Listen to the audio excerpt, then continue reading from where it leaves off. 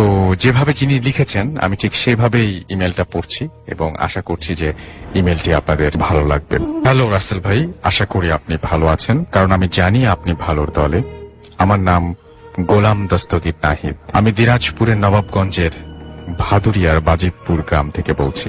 আজ আমি আপনার সাথে আরো একটি বাস্তব ঘটনা শেয়ার করব। ঘটনাটি আমি ও আমার 3 বন্ধুর সাথে ঘটে যাওয়া। মূল ঘটনা একটি পুরনো কবরস্থানকে নিয়ে। প্রথমেই আমি আমার 3 বন্ধুর নাম উল্লেখ করতে চাই যাদের সাথে এই ঘটনা ঘটে। তাদের নাম হচ্ছে এখলাস, সজীব এবং হাবিব। আর সেই জায়গাটির বর্ণনা দিয়ে নেই যেখানে আমাদের সাথে ঘটনাটি ঘটে। জায়গাটি এমন যে আমাদের গ্রাম থেকে 1 কিলোমিটার দূরে ধানের মাঠের ঠিক মাঝখানে 100 বছরের একটি পুরনো কবরস্থান আছে। ওই কবরস্থানের মধ্যে দুটি বিশাল বট গাছ আছে। এখনো সেই বট গাছ ঠিক একই মতো আছে। আর একটা বট গাছ লাগিয়েছে গ্রামের মানুষ। মোট 3টি বট গাছ আছে, তার মধ্যে বড় গাছ দুটি কবরস্থানের ঠিক একই রকম বয়সের আর বাকি একটা ছোট। গ্রাম থেকে কবরস্থানে যাবার জন্য তেমন ভালো কোনো রাস্তাঘাটের ব্যবস্থা ছিল না। গ্রামে বিদ্যুৎ ছিল না। একদম অজপাড়াগা একটা গ্রাম। ধানের ক্ষেতের চওড়া আল দিয়ে যেতে হতো ওই কবরস্থানে। পথটা গ্রামের শেষ থেকে শুরু হয়ে সোজা পুরনো কবরস্থানে গিয়ে শেষ হয়েছে। ওই পুরনো কবরস্থানের পাশে একটা পুকুর ছিল। লোকমুখে শোনা যায় ওই কবরস্থান ও পুকুর নিয়ে অনেক ভয়াবহ ঘটনা। পুরনো কবরস্থানের পাশে ওই পুকুরে নাকি জিন বাস করত, গরিব মানুষকে সাহায্য করত। যেমন কোনো গরিব লোকের বিয়ে বা ছেলের বিয়ে হলে ওই পুকুরে গিয়ে তারা বলতো এবং বিয়ের সম্পূর্ণ করার জন্য সকল আসবাবপত্র, যেমন বাসনপত্র, আর কি আসবাবপত্র হবে না, বাসনপত্র, প্লেট, থালা বাসন, হাঁড়ি পাতিল ইত্যাদি পুকুরের মধ্য থেকে ভেসে উঠে পুকুরের পাড়ে আসতো এবং মানুষ পুকুর পাড় থেকে সব নিজেদের প্রয়োজনীয় কাজ সম্পূর্ণ করত। কাজ শেষে সকল জিনিসপত্র ভালোভাবে পরিষ্কার করে আবার সেখানে ফেরত দিতে হতো। একদিন কোনো এক ব্যক্তি জিনিসপত্র ফেরত দেওয়ার সময় তাতে মাংসের চর্বি লেগে থাকায় জিনগুলো আর কোনোদিন কাউকে সাহায্য করার কথা শোনা যায়নি। জিনগুলো নাকি সারা জীবনের জন্য ওই পুকুর থেকে চলে যায়। আবার ওই পুকুরের পাশে কবরস্থান নিয়ে লোকমুখে এখনো শোনা যায় অনেক ভয়ানক ঘটনা। যেমন ওই কবরস্থানে কোনো এক গ্রামের সকল মৃত মানুষের লাশ কবর দেয়া হতো এবং কিছু লোক নাকি রাতের অন্ধকারে মৃত ব্যক্তির মাথা কেটে নিয়ে যেত। পরদিন সকালে মাথা কাটা ব্যক্তির লাশ কবরের ওপর পাওয়া যেত। এই ঘটনা বেশ কিছুদিন ধরে চলতে থাকে। এই ঘটনার সূত্রপাত হয় অচেনা এক ব্যক্তির লাশ পুরনো কবরস্থানে দাফন করার পর থেকে। কোন এক অশুভ রাতে গ্রামের বাইরে পুরনো কবরস্থানের সব থেকে বড় বট গাছে অচেনা এক ব্যক্তির লাশ 2টি হাতের আঙুল কাটা অবস্থায় লতার সঙ্গে ঝুলতে দেখা যায়। হঠাৎ এক অচেনা ব্যক্তির লাশ দেখে গ্রামের মানুষ অনেক ভয় পেয়ে যায়। গ্রামের সকলে লাশটিকে চিনতে না পারায় সকল গ্রামে ঢেরা পিটিয়ে খবর দেয়া হয়। বিভিন্ন গ্রাম থেকে শত শত মানুষ লাশটিকে দেখতে আসেন, কিন্তু কোনো গ্রামের মানুষ লাশটিকে চিনতে পারে না। অবশেষে গ্রামের মানুষ লাশটিকে রাতারাতি পুরনো কবরস্থানে দাফনের ব্যবস্থা করে এবং দাফন কাজ শেষ করে গ্রামের মানুষ চলে আসে। পরদিন সকালে সেই মৃতদেহ সহ আরো 2জন অচেনা ব্যক্তির মৃতদেহ ওই কবরের ওপর মাথা কাটা অবস্থায় পাওয়া যায়। কিন্তু অবাকের বিষয়, গতরাতের লতায় ঝুলে থাকা লাশটির মাথা অক্ষত ছিল। বাকি 2জন লোকের মাথা শরীর থেকে সম্পূর্ণ আলাদা এবং নিখোঁজ ছিল। এই দেখে গ্রামের মানুষ আতঙ্কে পড়ে যায়। তারা মনে করে কে বা কারা এসে রাতে অন্ধকারে লাশের মাথা কেটে নিয়ে যায়। তাই গ্রামের মানুষ কবরস্থান পাহারা দেওয়ার ব্যবস্থা করে। কবর পাহারা দেওয়ার জন্য 2জন জওয়ানকে রাখা হয় এবং তারা হাতে টর্চ ও লাঠি নিয়ে রাত 10টা থেকে ভোর 4টা পর্যন্ত কবর পাহারা দিতে শুরু করে। 3 দিন পর্যন্ত তারা খুব ভালোভাবে কবরস্থান পাহারা দেয়। চতুর্থ দিনে তারা কবরস্থানে কান্নার শব্দ শুনতে পায় এবং তারা টর্চ দিয়ে পুরো কবরস্থান খুঁজতে থাকে, কিন্তু কোথাও কাউকে পায় না। কিন্তু এক সময় পুরো কবরস্থান খোঁজা শেষে সেই পুকুর পাড়ে টর্চ দিয়ে দেখে অনেকগুলো শেয়াল একসাথে একটি লাশকে ছিঁড়ে খাচ্ছে।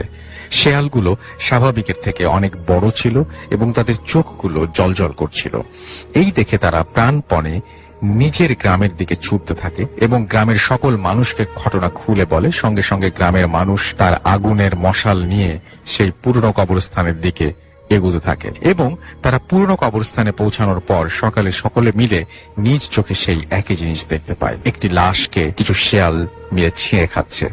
গ্রামের সকল মানুষ যখন শেয়ালগুলোর উপর আক্রমণ করে তৎক্ষণাৎ শেয়ালগুলো সেখান থেকে পালিয়ে যায়। পরে তারা লাশটি পেলেও লাশের মাথা নিখোঁজ ছিল এবং অনেক খোঁজার পরও লাশটির মাথা খুঁজে পাওয়া যায় না।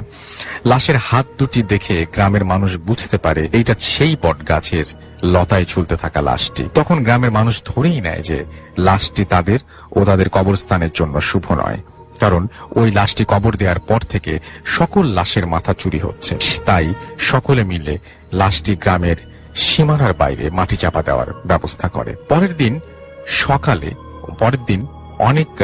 অনেক দিন ধরে আর কান্নার শব্দ ও মাথা কাটার কোনো ঘটনা শোনা যায় না। একদিন হঠাৎ কবরস্থানে পাহারা দেওয়া দুই ব্যক্তির মধ্যে এক যুবক ব্যক্তির মৃত্যু হয় এবং সেই যুবক ব্যক্তির কবর ওই পুরনো কবরস্থানে দেয়া হয় এবং সেই রাত থেকে গ্রামে অনেক বিকট চিৎকার এবং কান্নার আওয়াজ পাওয়া যেত। আর অবাক করা বিষয় হচ্ছে এই কান্নার আওয়াজ শুধুমাত্র রাত 1টা থেকে 2টা পর্যন্ত শোনা যেত। এই কান্নার আওয়াজ 7 দিন পর্যন্ত চলতে থাকে। এই ঘটনা নিয়ে গ্রামের মানুষ অনেক ভয়ে ছিল। গ্রামের সকলে সিদ্ধান্ত নিল যে শুক্রবারের দিন মসজিদের ইমামকে নিয়ে ওই কবরস্থান পাহারা দেয়া যুবকের লাশ কবর থেকে তুলে বাইরে পুঁতে রাখে। তখন তারা শুক্রবারে জুম্মার নামাজ আদায় করে পুরনো কবরস্থানে যাত্রা শুরু করে লাশটি তুলে অন্য স্থানে দাফন করার জন্য। কিন্তু তারা পুরনো কবরস্থানে গিয়ে যা দেখে, গ্রামের মানুষ আরো বেশি আতঙ্কে পড়ে যায়। তারা দেখে ওই কবর পাহারা দেওয়া যুবক ব্যক্তির লাশ ঠিক একইভাবে মাথা কাটা অবস্থায় কবরের ওপর পড়ে আছে, পুরো শরীর পচে গেছে। গ্রামের মানুষ পচা লাশটি বস্তার মধ্যে ভরে গ্রামের বাইরে নিয়ে রেখে আসে। তারপর অনেকদিন যাবৎ কবরস্থানে আর কোনো লাশ কবর দেয়া হয় না। গ্রামের মানুষ ওই কবরস্থানে লাশ দাফন করা একেবারে নিষিদ্ধ করে দেয়। তারপর আমাদের সময় অর্থাৎ 2008 সালে অনেক বছর পর কবরস্থানটিতে আবার নতুন করে মানুষ কবর দেওয়া শুরু করার সিদ্ধান্ত নেয় মসজিদ কমিটি। তারপর পুরনো কবরস্থানটি আবার নতুন করে চালু করার জন্য কাজ শুরু হয়। অনেক লোক লাগিয়ে কবরস্থান পরিষ্কার করা হয়, সকল ঝোপঝাড় কেটে সাফ করা হয়। একটানা 9 বছর কবরস্থানটি ভালোই চলছিল, কিন্তু আমরা স্বপ্নেও ভাবিনি আমাদের সঙ্গে আবার সেই পুরনো ঘটনা ঘটতে চলেছে। সেদিন সকাল থেকেই আমাদের 3 বন্ধু, দিনটা অন্য দিনের মতো খুব একটা ভালো যাচ্ছিল না। শুধু মনে হচ্ছিল আজ কি যেন একটা হবে। যেমন কথা তেমন কাজ। ওই দিন বিকেল 5টার সময় আমাদের গ্রামের দুঃসম্পর্কের এক আঙ্কেল মারা যায়। সকলে অবাক, অল্প বয়সে মৃত্যু, তাও আবার সুস্থ মানুষ ভাবে হয়তো হার্ট অ্যাটাক এর কারণে মৃত্যু হয়েছে। যাই হোক, সকলে দ্রুত সম্ভব দাফনের কাজ তাড়াতাড়ি শেষ করে কাজ করতে থাকে এবং কিন্তু সকল কাজ সম্পূর্ণ করতে করতে আত্মীয় স্বজন আস্তে আস্তে রাত 8টা বেজে যায়। তখন গ্রামের মানুষ লাশটি নিয়ে পুরনো কবরস্থানের দিকে যাত্রা শুরু করে। আমরা 3 বন্ধু ওই লাশের পেছনে ছিলাম এবং সবচেয়ে অবাক করার বিষয় হচ্ছে লাশের পেছনে যত মানুষ হবার কথা তার অর্ধেক মানুষও ছিল না। আমরা ভাবলাম রাত হয়ে গেছে বলে হয়তো মানুষ কম। একথা ভেবে আমরা কিছুক্ষণ হাঁটার পর লাশটি কবরস্থানে নিয়ে পৌঁছালাম। এমনিতেই অন্ধকার কবরস্থানটার ওপর, আবার এই কবরস্থান নিয়ে মানুষের মুখে অনেক কথাও প্রচলিত আছে। সকলে চিন্তা ভাবনা করে তাড়াতাড়ি লাশ দাফন করে বাসায় চলে আসি। যাই হোক, লাশ রেখে টর্চের আলোতে জানাজা ভালোভাবে শেষ করা হলো। এবার লাশ কবরে নামানোর জন্য সবার অনুমতি নিয়ে লাশ কবরে নামার কাজও ভালোভাবে শেষ করা হয়। আমরা 4 বন্ধু সবার শেষে কবরে মাটি দিই, কারণ আমার বাড়ি থেকে প্ল্যান করে আমরা এসেছিলাম যে আমরা শেষে কবরস্থানে যাব, সবার শেষে কবরস্থান থেকে বের হব। সবার মনেই ভয় কাজ করছিল, তবুও আমরা টর্চ নিয়ে রেডি। আজ যা হবার হবে। লোকমুখে এত ঘটনা শুনি এই কবরস্থান নিয়ে, আজ নিজেই দেখবো কি আছে এখানে। তো যেমন কথা তেমন কাজ। আমরা সবার শেষে কবরে মাটি দিলাম এবং কবরস্থানের পাশে পুকুর পাড়ে বসে গল্প করতে লাগলাম। 20 থেকে 25 মিনিট পর হালকা আওয়াজ শুনতে পাই, কিছুটা জল টাং ভাঙার আওয়াজের মতো। তখন আমরা ভাবি কেউ আসলো মনে হয় কবরে মাটি দেওয়ার জন্য। বকা খাওয়ার ভয়ে 4 বন্ধু চুপটি মেরেছিলাম গাছের আড়ালে লুকিয়ে পড়ে, যাতে আমাদের দেখা না যায়। প্রায় 15-20 মিনিট অপেক্ষা করি। সেই দিন ছিল চাঁদনি রাত, চারিদিক মোটামুটি ভালোই ছিল। গাছের আড়ালে ভালোই আলো ছিল এবং দেখা যাচ্ছিল সবকিছু। গাছের আড়ালে আমরা ভাবি একটি মানুষকে মাটি দিতে 3 মুঠো মাটি লাগে, এতক্ষণ সময় লাগার কথা না। তখন আমরা সাহস করে গাছের আড়াল থেকে কবরের দিকে তাকিয়ে যা দেখি, দেখার জন্য আমরা কখনোই প্রস্তুত ছিলাম না। আমরা দেখি একটু আগেই যাকে কবর দিলাম সেই ব্যক্তি কবরে। 3 জন সাদা আলখেল্লা পরা মানুষ খুব দ্রুত ওই কবরের উপরে মাটিগুলো সরাচ্ছে। তাদের মুখগুলো দেখা যাচ্ছিল না, কিন্তু অনেক লম্বা ছিল। আমরা ভয়ে ভয়ে আপচা আলোতে দেখি সকল। সেই ঘটনাটা দেখতে থাকি। এক সময় মাটি সরানো শেষে কবরে হাজিলাটি তুলে কবরের ভেতরে লাশটি বের করে কবরের পাশে রেখে তারা লাশটির মাথা দেহ থেকে আলাদা করে 3 জন একই সঙ্গে মাথাটি খাওয়া শুরু করলো। এই দৃশ্য দেখার পর আমরা এক মুহূর্ত সেখানে থাকতে পারিনি। শরীরের সম্পূর্ণ শক্তি দিয়ে এক দৌড়ে গ্রামে চলে আসি এবং মসজিদের ইমামকে রাতারাতি পুরো ঘটনা খুলে বলি। ইমাম রাতে আমাদের ঘটনাটি গোপন রাখার জন্য বলেন। পরের দিন সকালে এই বিষয় পুরো গ্রামে ছড়িয়ে পড়ে।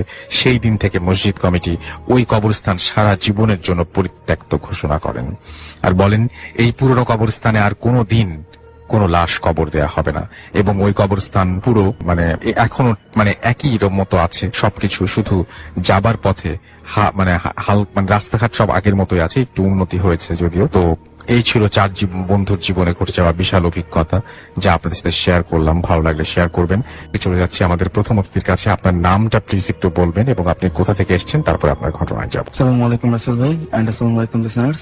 আমি ইমরান ফ্রম বনানী এন্ড আমার হোম টাউন কাপাসিয়া। সো ভাইয়া, আমি আজ যে ঘটনাটা শেয়ার করতে যাচ্ছি, ঘটনাটা মূলত আমার সাথে ঘটনা।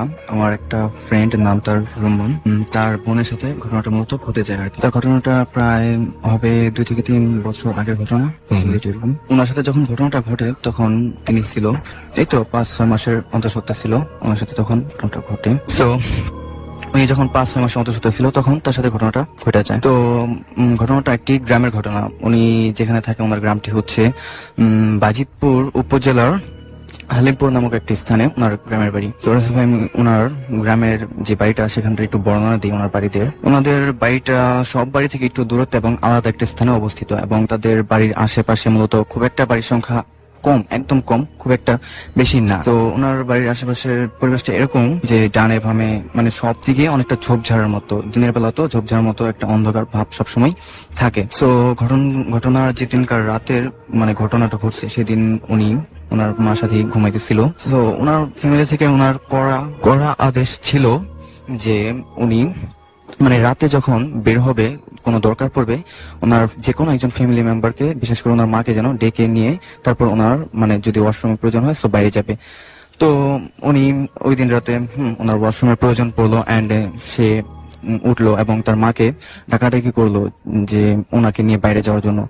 তো উনি অনেক ডাকাডাকি করার পরও ওনার মাকে কোনোভাবেই ঘুম থেকে জাগাতে পারছিল না আর কি, এরকম একটা অবস্থা। ফাইনালি উনি যেটা করলো, যেহেতু ওনার মাকে জাগাইতে পারতেছে না ঘুম থেকে, উনি ডিসাইড করলো যে উনি একাই ওয়াশরুমে যাবে। সো যেই কথা সেই কাজ, এবং সে বের হলো তার ফোনের একটা টর্চের যতটুকু আলো বা স্ক্রিনে যতটুকু আলো, সেই আলোটা তার সহায়তায় নিয়ে সে বের হলো ওয়াশরুম বরাবর রওনা দিল। সো ঘটনাটা পরে যেটা হইলো আর কি, ওয়াশরুমটা ভাই গ্রামের যে ওয়াশরুম গুলা অনেকটা সেপারেটেড, অনেকটা দূরে বাড়ি থেকে। তো ওনার একটু দূরত্বেই অবশ্যই ওয়াশরুমে যেতে হবে। তো উনি ওয়াশরুম পর্যন্ত যায় এন্ড যাওয়ার পর, যেহেতু গ্রামের ওয়াশরুম ভাই একটু খোলামেলার মতোই ছিল, বাইরের কি হইতেছে না হইতেছে সবই মোটামুটি দেখার মতো এরকম একটা ওয়াশরুম, আর রাতের বেলা যেহেতু। সো উনি ওনার ওয়াশরুমে যাওয়ার পর 2 থেকে 3 হাত দূরত্বে উনি একটু খেয়াল করলো যে একটা লাশের মতো এরকম হবে একটা অবয়ব, এটা মাটি খুঁড়তেছে, মাটির দিকে তাকায় মাটি খুঁড়তেছে হাতের সাহায্যে বা কিছু একটা সাহায্যে, এতটা খেয়াল করতে পারিনি। তো মাটি খুঁড়তেছে। তো উনি এটাকে আরো ভালো করে খেয়াল করে দেখলো, এটার শেপটা অনেকটা এরকম ছিল। আমরা দেখি মাঝে মধ্যে একটা মানুষ মৃত মারা যাওয়ার পর ওই মানুষটাকে, লাশটাকে যেভাবে কাপড় দিয়ে, কাফনের কাপড় দিয়ে মোড়ানো হয়, মাথায় বাঁধা থাকে, পায়ের দিকে বাঁধা থাকে, এরকম পুরোপুরি, বাট কোনো ফেস টেস না, এরকম কিছু না, এরকম একটা অবয়ব উনি দেখলো। এন্ড দেখার পর উনি দেখা জিনিসটা অনেকটা ভয় পাওয়া যায়। এন্ড ভয় পাওয়ার পর উনি ডিসাইড করবে যে উনি আমার বাসা থেকে ব্যাক করবে, এরকম কিছু, সে এরকম কিছু ডিসাইড করতে পারতেছিল না। এন্ড উনি এক প্রকার ওইটার দিকে তাকায় সম্মোহন বা হিপনোটিসের মতো হয়ে যায়, এরকম তিনি ফিল করে। সো এটা উনি দেখিয়ে যাচ্ছে অনবরত। তখন মেবি রাত হবে 3টা-4টার কাছাকাছি, বাট এক্স্যাক্টলি ওনার টাইমটা খেয়াল নাই, এরকম হবে। উনি এটা দেখতেছে এক প্রকার হিপনোটিসের মতো। তো এক মনোযোগে দেখার সত্ত্বে উনি ভয় পেতেছে, কিন্তু উনি জায়গা থেকে চুল পরিমাণও নড়তে পারতেছে না। এন্ড সেটার দিকে তাকায় আছে এবং তার চোখ দিয়ে অনবরত পানি পড়ে যাচ্ছে। এটা দেখার পর হঠাৎ উনি ফিল করে যে ওইটা তার কাজটুকু সম্পন্ন হয়েছে, এরকম কিছু একটা ইঙ্গিত নিয়ে, এবং তার দিকে ঘুরে তাকায় এবং তার দিকে 2 হাত বাড়ায় বলে যে আমার কাজটুকু সম্পন্ন করা শেষ, এবার আয় বাকি কাজটুকু তোর দ্বারা সম্পন্ন করি বা কমপ্লিট করি, এরকম কিছু একটা বলে এক প্রকার তার দিকে ঘুরে ফিরে এবং তার দিকে আসছে এবং এই কথাটা বলছে যে আমার বাকি কাজটুকু তোর দ্বারা সম্পন্ন করি। এই কথাটা যখন ওইটা বলে এবং উনি শুনতে পায় যে আশেপাশে আজানের সাউন্ড, এবং ওনার সেন্সটা সাথে সাথে ফিরে আসে এবং উনি কি করে প্রচন্ড ভয় পেয়ে যায়, এবং ভয় পাওয়াতে সে কি করে মানে সেখান থেকে উঠে একটা দৌড় দিয়ে তার রুমে গিয়ে হাজির হয় এবং সাথে সাথে সে প্রচন্ড ভয় পাওয়ার কারণে সেন্সলেস হয়ে যায়। তো সেন্সলেস হয়ে যাওয়ার পর যখন ভোর রাতেই অনেকটা আজানের পর এরকম সময়টায় যখন ওনার ফ্যামিলি ওনাকে সেন্স ফেরায়, তো তিনি মানে তাকে সবাই জিজ্ঞাসা করতেছিল যে তুমি হঠাৎ কেন অজ্ঞান হয়ে গেলা বা বাইরে গেলা কেন, আমাদের বইলা গেলা, অনেক বকাঝকা ইত্যাদি ইত্যাদি। তো উনি ঘটনাটা বললো যে তার সাথে কি কি ঘটনা ঘটছে। তো ফ্যামিলি মেম্বার যারা ছিল তারা বলে ওকে চলো তোমার সাথে কোথায় ঘটনাটা ঘটছে, কোথায় কোথায় কবর ঘটছে সেটা আমরা দেখি।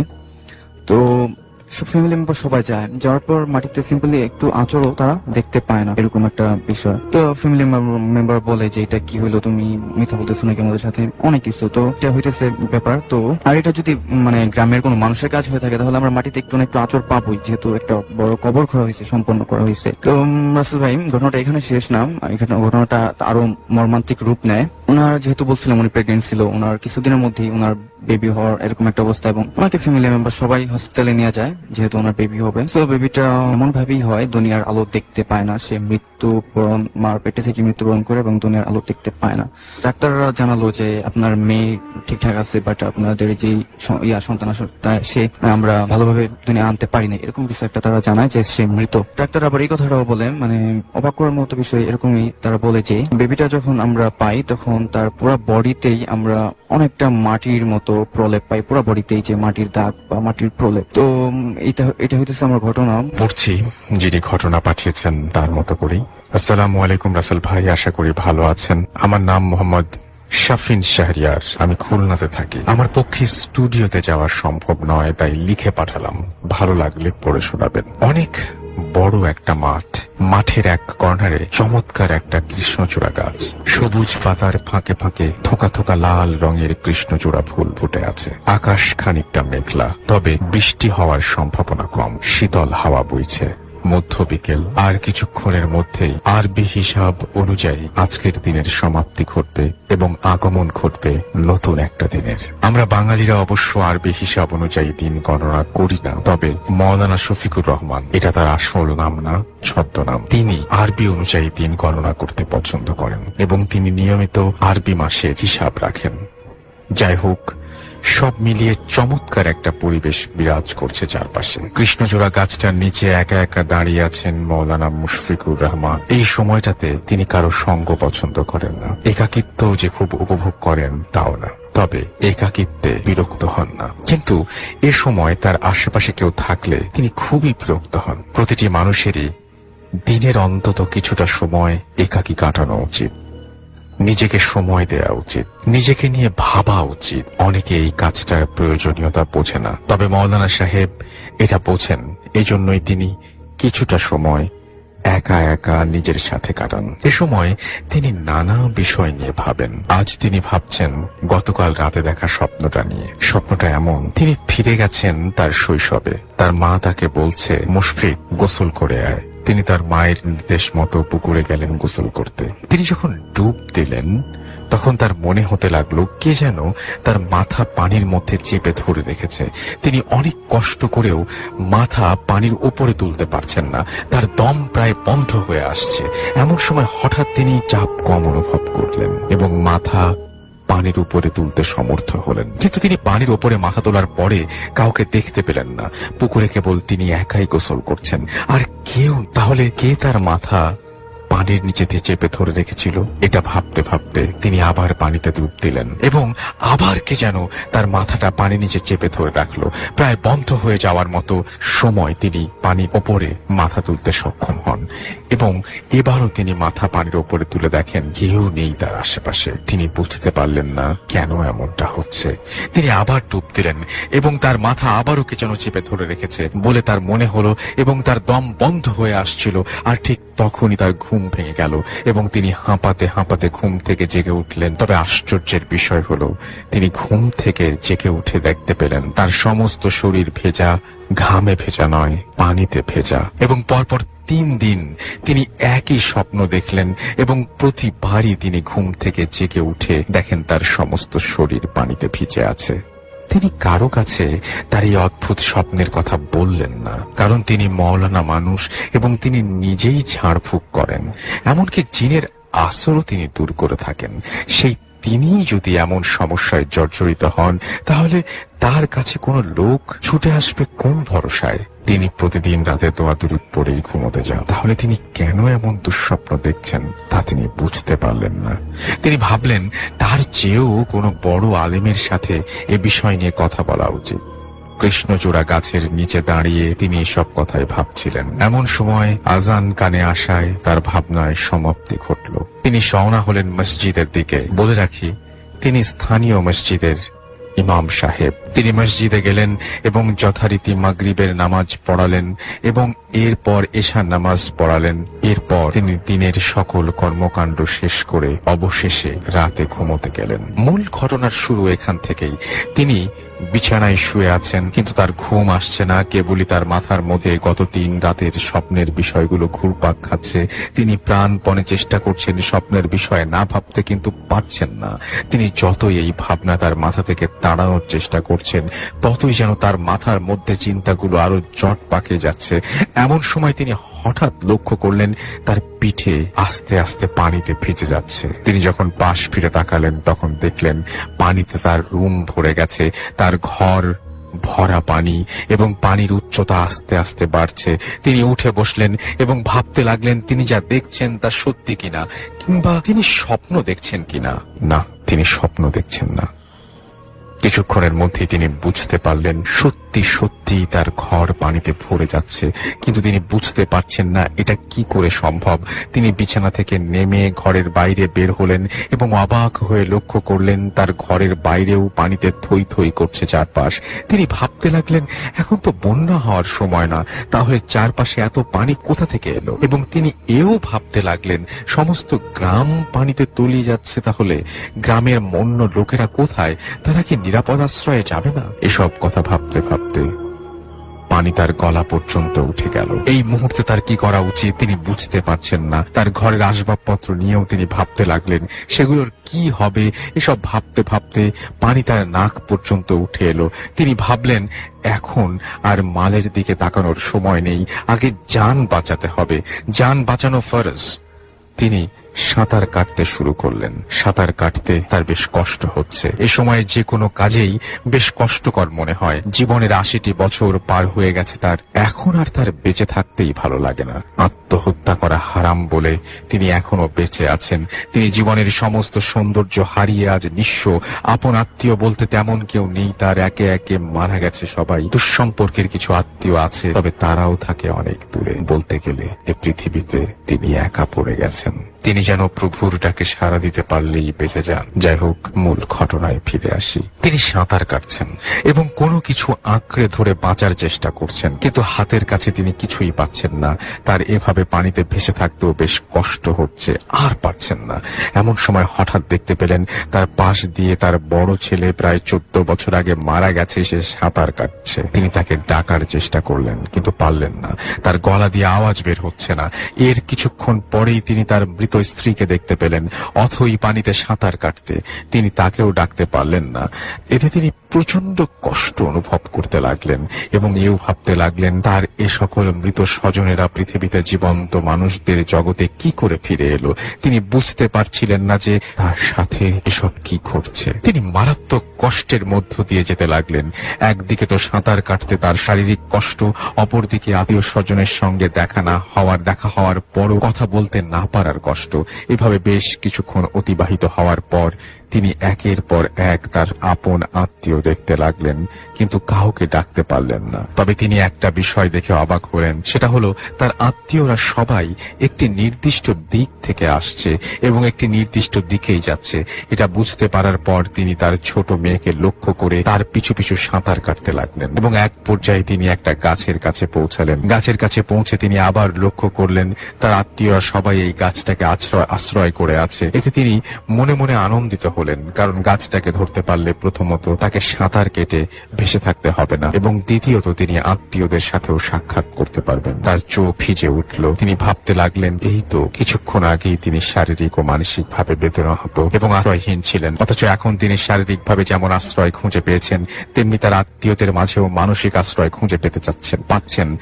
এসব কথা ভাবতে ভাবতে তিনি ওই গাছটার দিকে এগিয়ে যেতে লাগলেন। তবে তিনি যতই এগিয়ে যেতে লাগলেন, ততই তার আত্মীয়রা আবছা থেকে থেকে আরো আবছাতর হতে লাগলো এবং তিনি যখন গাছের কাছে পৌঁছালেন তখন দেখলেন আসলে সেখানে কেউ নেই, তিনি একাই রয়ে গেছেন। তবু তিনি তার মনকে এই বলে সান্ত্বনা দেওয়ার চেষ্টা করলেন যে অন্তত জীবন তো বাঁচানো গেল। তিনি ওই গাছে নিজের আশ্রয় করে নিলেন এবং কোনো এক সময় তিনি জ্ঞান হারালেন, ওই গাছেই ঝুলতে থাকেন।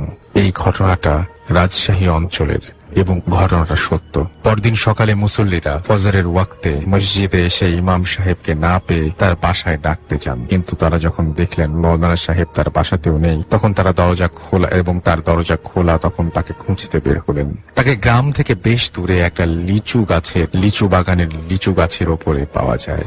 তখন গ্রামের সকলে মিলে তাকে নিচে নামায় এবং তাকে বাড়ি নিয়ে যায়। একজন 80 বছর বয়সের মানুষের পক্ষে আর যাই হোক অন্তত একটা বড় গাছে ওঠা অসম্ভব। ঘটনাটা ঘটার পর তিনি আর বেশি দিন বেঁচে থাকেননি। 4 মাসের মাথায় তিনি মারা যান। এটা আমার এক বন্ধু আমাকে বলেছে। ওর বাড়ি রাজশাহীতে, তবে খুলনাতে থাকে। ভালো লাগলে শেয়ার করবেন। আসসালামু আলাইকুম। তো এই ছিল ঘটনা এবং আশা করছি যে এই ঘটনাটি আপনাদের ভালো লেগেছে। আমার যতগুলো ঘটনা আমরা পাই তার মধ্যে আমার খুব পছন্দ রাজশাহী এবং আমাদের যে খুলনা বিভাগ রয়েছে, খুলনা বিভাগের ঘটনা, খুলনা এবং রাজশাহী এবং চট্টগ্রামেও বেশ কিছু ঘটনা আমরা ভালো পাই। অসংখ্য ঘটনা এরকম আছে যেগুলো আমরা ভালো পাই, আবার মানে সব জায়গা থেকেই ভালো ঘটনা আসে। তবে রাজশাহী এবং খুলনার ঘটনা খুব স্পেশাল হয় এবং আপনাদেরকে অনুরোধ করব যে আপনারা আরো বেশি বেশি করে ঘটনা পাঠাবেন। এবং আমাদের ইমেল অ্যাড্রেস হচ্ছে bhutfm@radiofurti.fm, which is bhutfm@radiofurt.fm। এখানে আপনার নাম, ঠিকানা এবং ফোন নাম্বার সহ আপনার জীবনে ঘটে যাওয়া সেরা ঘটনা লিখে পাঠিয়ে দিবেন। যারা ঢাকায় থাকেন তারা কিন্তু সরাসরি বেশিরভাগ ক্ষেত্রেই এখানে এসেই ঘটনা শেয়ার করেন, সুতরাং তাদের আলাদাভাবে আর প্রশংসা করলাম না। এছাড়াও সিলেটের চা বাগান, চট্টগ্রামের পাহাড়ি অঞ্চল, আরো বাংলাদেশের বিভিন্ন আনাচে কানাচে যত গ্রাম রয়েছে সেখান থেকে যে সমস্ত ঘটনাগুলো আমরা হাতে পাই, অসাধারণ এক একটি ঘটনা। এবং এই 8 বছর ধরে আপনারা আমাদেরকে ঘটনা পাঠিয়ে যাচ্ছেন, আমাদেরকে এই অনুষ্ঠানটি সামনের দিকে এগিয়ে নিয়ে যেতে সাহায্য করছেন। এর জন্য আপনাদেরকে অসংখ্য ধন্যবাদ। রাসেল ভাই, আমার নাম প্রিন্স। জি। আমার হোম ডিস্ট্রিক্ট সাতক্ষীরাতে, আমি ঢাকাতে থাকি। তো আমার ঘটনাটা শুরু হয়, আমি সাতক্ষীরা জেলা স্কুলের স্টুডেন্ট ছিলাম। তো ওখান থেকে যখন মাধ্যমিক পরীক্ষা দিয়ে আমি ঢাকাতে শিফট হলাম, আমি ঢাকার কোন একটা ইনস্টিটিউশনে ভর্তি হওয়ার জন্য। তারপরে চিন্তা করলাম যে আসলে থাকবো কোথায়, বা সবকিছু জায়গা নতুন এবং মানুষগুলো নতুন, অপরিচিত মানুষগুলোর সাথে কিভাবে আমি থাকবো সেই ব্যাপারটা আসলে আমি বুঝতে পারছিলাম না। আমার এলাকারই 2 জন ভাই ছিল, সাকিবুল। তো ওনাদেরকে আমি ফোন করলাম, ফোন করে ওনাদেরকে শেয়ার করলাম কথাটা। তো ওনারা বললেন যে ঠিক আছে, তুই আমাদের বাসায় চলে আয়, এখান থেকে তুই যেখানে অ্যাডমিট হতে চাস আমরা থেকে তোকে অ্যাডমিট করে দিব এবং তুই আমাদের এখানে অ্যাজ এ গেস্ট তুই চলে আসতে পারিস। তো আমি চলে আসি। ভাইয়াদের বাসা ছিল নিকুঞ্জ 2-এ। তো নিকুঞ্জ 2-এ ভাইয়াদের সাথে থাকতে শুরু করি এবং আমি কোন একটা কলেজে আমি ভর্তি হয়ে যাই। ভর্তি হওয়ার পরে আমি সেখানে পড়তে থাকি এবং সেটা ছিল উত্তরা 11 নম্বর সেক্টরে। তো প্রত্যেকদিন আসলে মানে রাত জেগে রাত 2টা-2:30 পর্যন্ত স্টাডি করার পরে সকাল 6টা 6:30টায় উঠে বাসের জন্য ওয়েট করা এবং এই জার্নি করে সেখানে যাওয়া একটু মানে হ্যারাসমেন্ট ছিল আমার জন্য, একটু কষ্ট হয়ে যেত। তো আমি প্রায় 5-6 মাস আমি সেখানে স্টে করি এবং পরবর্তীতে যখন দেখি যে কিছু প্রবলেম ফেস করছি, তো তখন আমি একটা ডিসিশন নিই যে আমি বাসাটা চেঞ্জ করব। তো যেহেতু আমার কলেজটা ছিল 11 নম্বর সেক্টর, তো আমি আশেপাশে খুঁজতে শুরু করি এবং 10 নম্বর সেক্টরের একটা বাসাতে একটা রুম আমি পেয়ে যাই। তো আমার সহপাঠী যারা ছিল আর কি, তাদের সাথে আমি কনভারসেশন করি যে তারা আমার সাথে উঠতে চায় কিনা। তো তাদের সাথে যখন শেয়ার করি, তার মধ্যে একজন আমার সাথে অ্যাগ্রি হয় আমার সাথে একসাথে ওঠার জন্য। তো আনফরচুনেটলি মাসের প্রায় 25-26 তারিখের দিকে সে আমাকে বলে দেয় যে আসলে তার বাসায় কিছু প্রবলেম চলছে, সে আমার সাথে উঠতে পারবে না। তো তখন আর কিছু করাই ছিল না, আর 2-3 দিনের মধ্যে তো বাসা পাওয়া যাচ্ছিল না। তো আমাকে একাই উঠতে হতো। তো 10 নম্বর সেক্টরে একটা বাসাতে আমি উঠে যাই এবং পুরো বাসাটাতে আমার মানে এক প্রকার একাই থাকতে হতো, কারণ বাসাটা ছিল 8 তলা। তো 8 তলা বাসাটার 6 তলার একটা রুম আমি ভাড়া নিয়েছিলাম। ব্যাপারটা ছিল যে অ্যাপার্টমেন্ট দুইটা ফ্ল্যাট একসাথে করা। আমি যে ফ্লোরে ছিলাম ওই ফ্লোরের অন্য রুমগুলো সব ফাঁকা ছিল, এবং আমি এক প্রান্তে ছিলাম এবং অন্য প্রান্তের মানে পাশের ফ্ল্যাটের অন্য প্রান্তের একটা রুমে আরেকটা লোক ছিল, সে ইন্টারনেটের বিজনেস করতো, এবং আমি একা একটা রুম নিয়ে থাকতাম। আমার সামনে যে রুম দুইটা ছিল, রুম দুইটা ফাঁকা ছিল। তো আমি ওখানে বেশ 2 মাসের মতো থাকতে শুরু করলাম। তো এর মধ্যে আর কোনো প্রবলেম আমি ফেস করিনি। প্রবলেমটা মেনলি শুরু হয়ে যায় মানে 2 মাস পরে। আস্তে আস্তে দেখা যায় যে আমার সাথে কিছু প্রবলেম ক্রিয়েট হচ্ছে। তো প্রবলেমগুলো এমনটা যে আমি যদি খুব মনোযোগ দিয়ে কোনো কাজ করি তো মনে হচ্ছে যে আমার আশপাশ দিয়ে কেউ হাঁটাহাঁটি করছে, এবং আমি যখন মাথাটা উঠায় যখন পাশে দেখি তখন দেখি যে আসলে কেউ নাই, কারণ আসলে কারো থাকারও কথা না, কারণ আমার রুমে আমি একাই থাকি। এরকম করে বেশ কিছুদিন এরকম প্রবলেম গুলো ফেস করছিলাম। ফেস করতে করতে একদিন দেখলাম যে আমি একা থাকি, এজন্য মনে হয় আমার হ্যালুসিনেশন হচ্ছে, এটা হয়তো কোনো মনের ভুল। তো তারপরে যেটা হলো যে আমি একদিন বৃহস্পতিবার আমার একটা ফ্রেন্ড ছিল রিয়াদ, তো রিয়াদের বার্থডে ছিল। তো রিয়াদের বার্থডেতে আমি হচ্ছে ইনভাইট ছিলাম। তো ওর বাসাতে সারা রাত ধরে আড্ডাবাজি করছি। আমার অনেক ফ্রেন্ড ছিল, প্রায় 13-14 জন, 15 জনের মতো ফ্রেন্ড। তো ফ্রেন্ডরা মিলে যখন রাত্রে সারা রাত আড্ডাবাজি করছি, আমরা আর ঘুমাইতে পারিনি, কারণ অনেক মানুষ একসাথে ঘুমানোটা পসিবল ছিল না। একসাথে আমরা আড্ডাবাজি করার পরে সারা রাত জেগেছিলাম। তো পরদিন শুক্রবার সকালে আমি আমার বাসাতে ফিরলাম, এবং বাসাতে ফেরার পরে আমি ফ্রেশ হয়ে গোসল করে আমি মানে ক্লান্ত ছিলাম অনেক, ঘুমিয়ে পড়লাম। তো ঘুমিয়ে পড়ছি, ঘুম থেকে আমার মানে মেনলি যে ব্যাপারটা হয়েছে যে আমি যখন ঘুমায়ছিলাম, ঘুম থেকে যখন উঠছি তখন অলরেডি 1:30 পার হয়ে গেছে। তার মানে জুম্মার নামাজ পড়ার যে সময়টা, সে সময়টা পার হয়ে গেছে। তো সময়টা পার হওয়ার ফলে আমি নামাজে আর যেতে পারলাম না। তো তখন আমি ঘুম থেকে উঠে ফ্রেশ হয়ে গোসল করে আমি ডাইনিং এ চলে গেলাম। আমার ডাইনিং ছিল 4 তলায়। আরেকটা জিনিস বলে রাখা ভালো যে পুরো বাসাটা ব্যাচেলরদের জন্য মেস করে দেয়া ছিল। ওই বাসায় কোনো ফ্যামিলি থাকতো না, ওটা একটা অ্যাপার্টমেন্ট বাসা, ফ্যামিলি থাকারই মতো বাসা, কিন্তু কোনো ফ্যামিলি থাকতো না, পুরোটাই ব্যাচেলর ছিল। এবং একটা মানুষ পুরো ব্যাপারটা পরিচালনা করতো, এবং ডাইনিং ছিল 4 তলায়, আমরা সবাই 4 তলায় যেয়ে খাওয়া দাওয়া করে আসতাম। তো আমি গোসল করে আমি লিফটে উঠলাম, উঠে আমি 4 তলার বাটনটা ক্লিক করলাম, করে আমি যখন লিফটের দরজা দুইটা যখন বন্ধ হচ্ছে, ক্লোজ একেবারে, অল্প একটু ফাঁকা আছে, তো সেই সময় দেখলাম যে সামনে দিয়ে 2 জন চলে গেল। তো আমি 2 থেকে 3 সেকেন্ড সময় পেয়েছিলাম জিনিসটা দেখার জন্য। তো জাস্ট এতটুকু বোঝা যাচ্ছে 2 জন ব্যক্তি এবং 2 জনেরই পাঞ্জাবি পরা।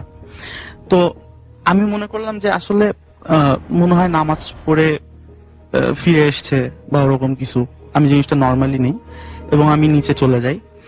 যাওয়ার পরে আমি ডাইনিং শেষ করি, ডাইনিং শেষ করে আমি আবার উপরে চলে আসি, এসে দেখি আসলে কেউই নাই, পুরা মানে ফ্লোরটা পুরাটাই ফাঁকা। তো আমি আমার রুমে চলে যাই, যে রুমটা লক করে দিয়ে আমি ঘুমিয়ে পড়ি। আবার খাওয়ার পরে একটু রেস্ট নিতে মন চাইলো, রেস্ট নিচ্ছিলাম, তো আমার মনের অজান্তে আমি ঘুমিয়ে পড়ি। ঘুমানোর পরে আমি যখন ঘুম থেকে উঠলাম তখন মাগরিবের আজান দেয়া শেষ অলরেডি।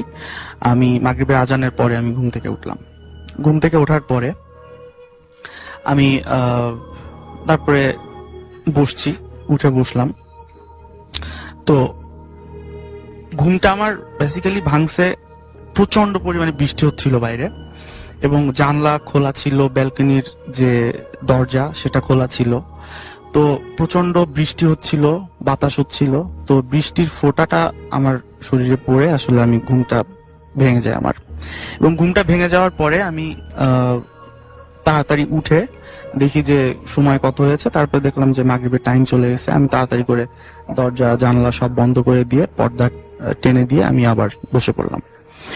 ঘুমটা ভেঙে গেছে। তারপরে আমি ওখান থেকে উঠে আমি আবার টেবিলে চলে গেলাম। টেবিলে যে পড়তে বসলাম, বাট পড়তে মন চাইলো না। তারপর ল্যাপটপ নিয়ে ঘাটাঘাটি করছি। হঠাৎ করে দেখি যে আমার পেছনে কেউ যেন দাঁড়ায় আছে, মানে আমি জাস্ট ফিল করতেছি যে আমার পেছনে কেউ হয়তো দাঁড়ায় আছে। মনে করলাম যে এটা আবার হ্যালুসিনেশন হচ্ছে, আমি ওদিকে আর কনসেন্ট্রেট করলাম না, আমি আমার মতো কাজ করছি। তো তারপরে হঠাৎ করে মনে হলো যে কেউ একজন নিঃশ্বাস ফেলছে, মানে কেউ একজন পেছন থেকে এসে কাঁধের উপরে মাথা রেখে যদি নিঃশ্বাস ফেলে যেমনটা মনে হয়, একদম ঠিক সেরকমই ফিল হচ্ছিল। তা হওয়ার সাথে সাথে আমি একেবারে লাফ দিয়ে উঠছি, মানে চেয়ার থেকে একদম উঠে দাঁড়ায় এদিক ওইদিক খুব দ্রুত দেখা শুরু করলাম, কিন্তু আশেপাশে কেউ ছিল না। তারপরে চিন্তা করলাম যে এই বৃষ্টির সন্ধ্যায় আবার চোর ডাকাত আসলো কিনা, বা বাইরের কোনো লোক এসে কোনো প্রবলেম করার চেষ্টা করছে কিনা। তো আমি জানালার পাশে গেলাম, যাওয়ার পরে পর্দা টাঙানোর যে রডটা সেটা খুললাম। সেই পাইপটা খুলে আমি সেটা হাতে নিয়ে ভয়ে ভয়ে আস্তে আস্তে আমি ব্যালকনির দিকে যাচ্ছি। যে ব্যালকনির দরজাটা খুলেই আমি লাফ দিয়ে ব্যালকনিতে গেলাম, যে দেখলাম আসলে কেউ নেই। আমি মনে করছিলাম কেউ নাই, ওখানে লুকায় আছে। তারপর বাথরুম চেক করলাম, বাথরুমে কেউ নেই। তার মানে ঘরে কেউ লুকায় নেই, আমার ঘরের দরজাটা লক করাই আছে। তো আমি দেখলাম যে আমি তো সিকিউর, কিন্তু ঘরের মধ্যে যেগুলো হচ্ছে সেগুলো কেন হচ্ছে? আমি তো এখন ঘুমায়ও নেই। তো তারপরে এই সমস্ত চিন্তা করতে করতে আমি একটু বিরক্ত হয়ে গেছিলাম। তারপরে ওইভাবেই আর কি ছিলাম।